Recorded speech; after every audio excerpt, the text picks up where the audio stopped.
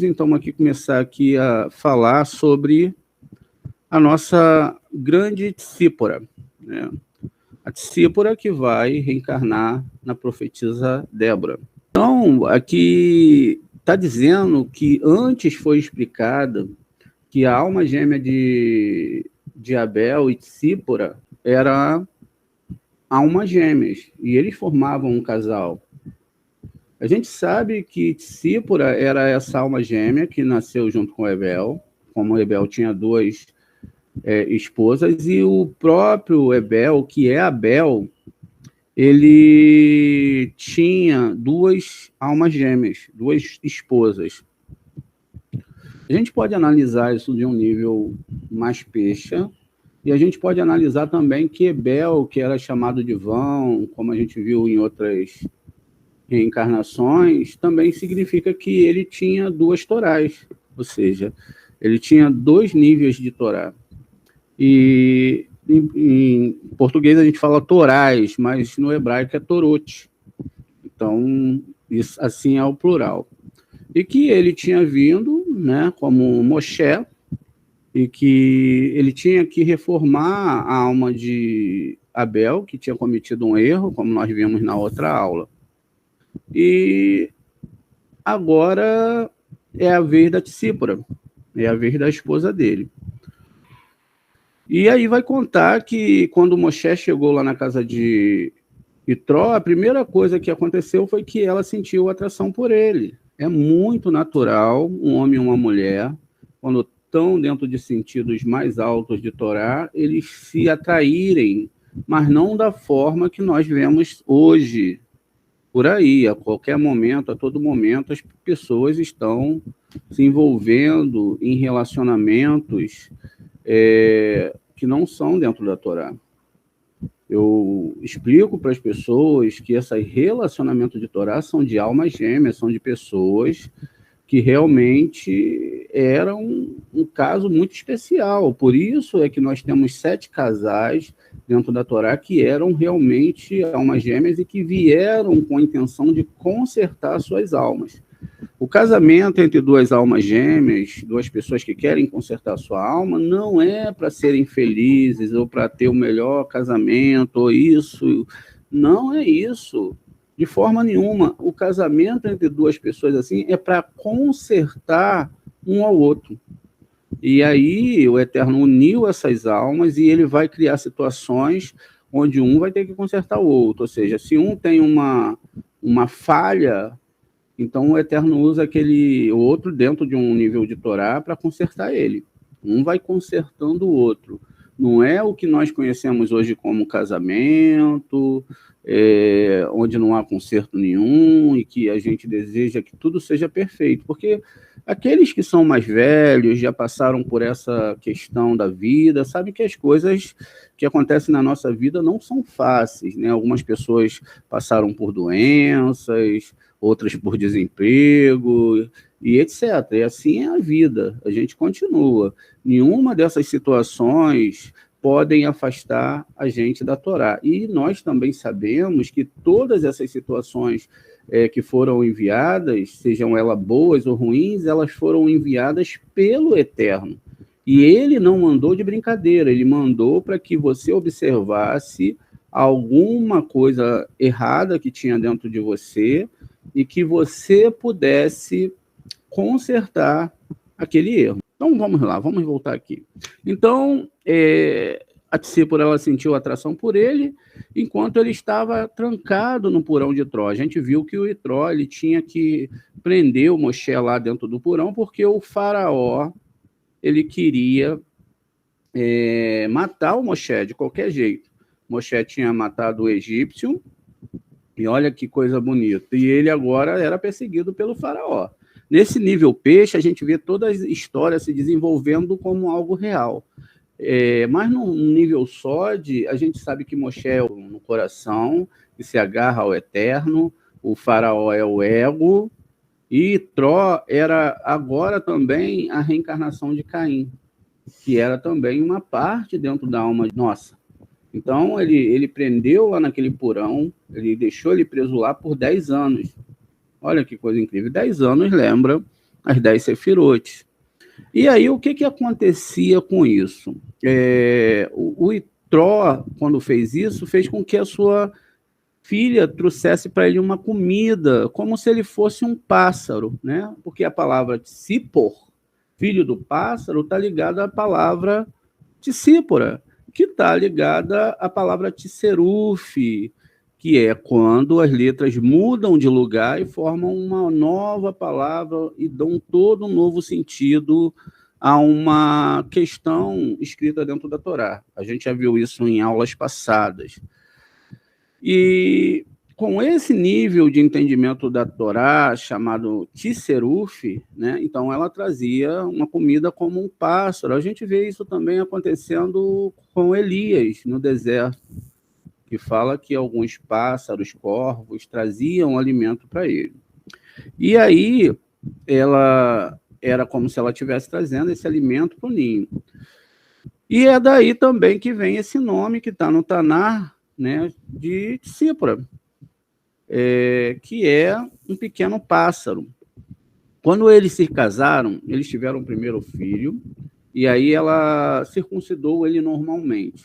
Mas no segundo filho, eles não puderam fazer isso, porque o Moshe ele tinha que empreender o caminho para o Egito, ele tinha que cumprir aquela missão, libertar o povo de Israel da sua escravidão. Então, essa questão fez com que a responsabilidade de fazer a Brit Milá, a circuncisão do menino, recaísse sobre Tsípora, né? E isso vai ser falado pelo Rabbeinu Hananel e o Rabbeinu Birhaie.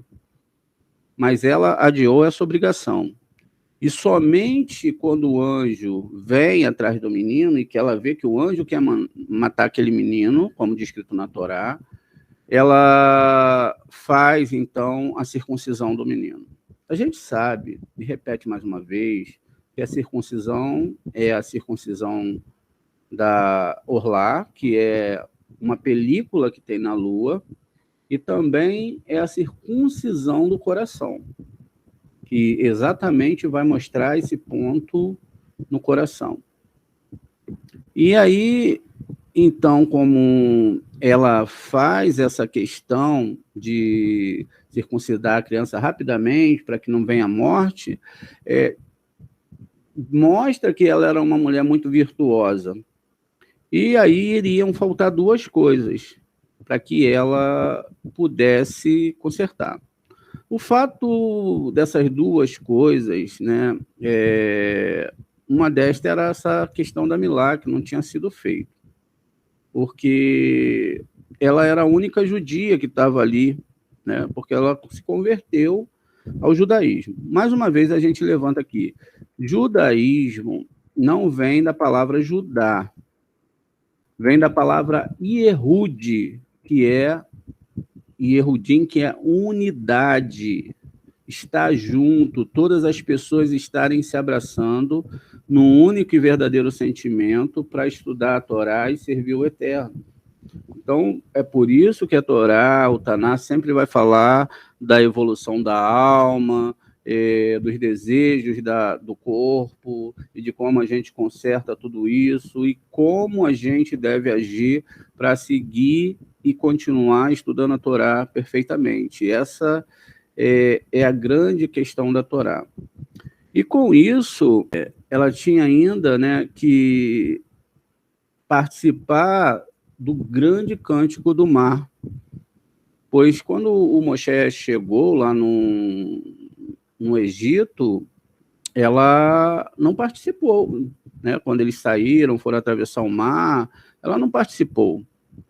E ela não participou porque quando ela chega lá e viu o tamanho do trabalho que tinha que ser feito, então ela retorna de novo com seu pai. E ela não pôde falar lá que havia um milagre. O que vai acontecer com isso? Isso não faria com que ela tivesse que voltar para consertar, porque ela não pôde estar lá junto com ele. Então, não era uma questão que faria ela voltar, né? E Mas acontece alguns casos em que a própria alma ela pede para voltar. Por quê? Ela deseja voltar e chegar a níveis máximos de alma e ter a sua alma sem nenhuma partícula que a manche. Então ela vai, chega e pede ao Eterno, olha, eu quero voltar porque eu tenho um papel especial para fazer, algo especial, e eu preciso estar lá nesse momento. E assim foi o caso de Tsípora, que vai retornar agora como a profetisa Débora. E dessa forma, nós também podemos atribuir a Tsípora a salvação do próprio povo de Israel, desde que foi ela que alimentou nos 10 anos de prisão que ele teve lá naquele porão, fugindo do ego do Egito, e assim ela salvou a sua vida. E se ela salvou Moshe, assim como na história de Batia, ela também salvou todo o povo de Israel. Também Débora não era só uma profetisa, mas uma líder do povo de Israel, uma juíza do povo de Israel. Você vai ver no livro de Juízes, lá a partir do capítulo 4, e ela então era uma grande líder, e ela salvou a cidade do inimigo, que era o ministro de guerra Sísera. E ela então vai motivar o guerreiro Barak ben Abinoam para que ele comece uma guerra, e aí nessa guerra, a batalha que eles têm ali vão ter uma vitória milagrosa. Então, depois dessa guerra, tem algo que eles não entendiam. E Débora, ela canta uma música dando graças ao Eterno, que é conhecido como Cântico de Débora, reparando assim a sua ausência como Tsípora lá atrás. Então, essa questão de ler essa canção de Ais e Ashi, ao terminar de ler, a gente lê a Haftará da canção de Débora.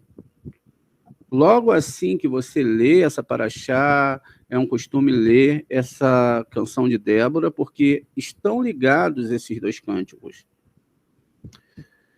E essa canção dela, ela vai lembrar exatamente a canção de Moshe. São duas músicas de louvor, agradecimento pela libertação do jugo inimigo. E assim a gente entende que essa reencarnação que ela teve, ela volta para trazer mais méritos para si e para que ela pudesse completar uma parte do Taná e ajudar o povo de Israel. E aí lá ela agradece sobre a libertação do jugo inimigo, ela também bota as pausas segundo a música da Torá, e ela vai exatamente mencionar a razão de terem sido salvos por Deus. E ela vai falar lá em Shofetim 5:2, Vifroá, Peraote, Beirael. E o Zohar explica sobre este versículo. O Rabi Yossi disse, o povo de Israel, naquela época, não era circuncidado, ou seja, não era bem circuncidado. Existia algum problema ali na Alahá, que eles não entendiam essa circuncisão. E eles ali fizeram essa Brit Milá errada, sem a Periá, que vai cortar também o segundo prepúcio. Alahicamente, é como se não tivesse cumprido a Milá corretamente. Faz um ato físico sem ter um ato na alma. A gente sabe que uma Brit Milá ela é acompanhada de um funeral, e nesse funeral se tira o prepúcio que é dito como masculino, bota-se o prepúcio dentro de uma caixa, faz um funeral e se oferece esse prepúcio para o Satã. Por quê? A pele, ela lembra todo o nosso ego, tudo que nós desejamos. E a parte do órgão masculino é a parte que mais se projeta para fora do corpo, ou seja, todos os desejos estão na nossa pele. Quando se faz essa Brit Milá e esse enterro e etc., ele é feito no homem e na mulher, porque a mulher também tem que participar dessa Brit Milá. Só que essa Brit Milá, ela é toda interna. Ela está falando de sentimentos da alma, ela está falando de ego, e essa questão de jogar esse ego para fora e dar a quem pertence, que é o anjo negativo, faz parte de todo o processo. E com isso você abandona aquele velho hábito de como você era e você sacrifica aquele velho eu, que estava totalmente fora da Torá, para viver agora uma vida de acordo total com a Torá. Não existe dentro da Torá nível de se servir ao Eterno 80%, 90%, até porque ele não vai aceitar. Ele só aceita quando realmente existe uma circuncisão no coração e existe realmente um trato onde você vai se tornar, ainda que seguindo passo a passo, uma nova pessoa, e com essa circuncisão interna. A circuncisão externa, ela representa somente o ato físico, e ela não representa o ato interno. Uma pessoa que faz uma circuncisão não é garantida para ela a salvação, desde o momento que ela tem que manter essa circuncisão ativa. Ela não pode, a todo momento, trocar essa circuncisão. Com isso, a gente sabe, então, que ela vem trazer uma nova forma de se entender essa circuncisão. E como a gente viu, Débora veio e estabelece uma lei ordenando todo o povo de Israel fazer uma Brit Milá corretamente. Isso está lá no Zohar Shemot 2. E com isso, Débora, né, o pequeno pássaro, como é chamado, reparou a falha, né, que ela tinha cometido como Zípora, por fazer tardiamente ali a questão da Brit Milá do seu filho. E aí ela, então, nessa reencarnação, ela alcança a sua retificação. E não tem mais para ela por que voltar para esse mundo. Agora a alma dela reparada, juntamente com a alma gêmea que ela teve, a pessoa que ela teve, está nos céus, está exatamente nos céus, e agora ela pode influenciar todas as pessoas, porque ela era uma juíza, a estar indo para o caminho certo de Torá.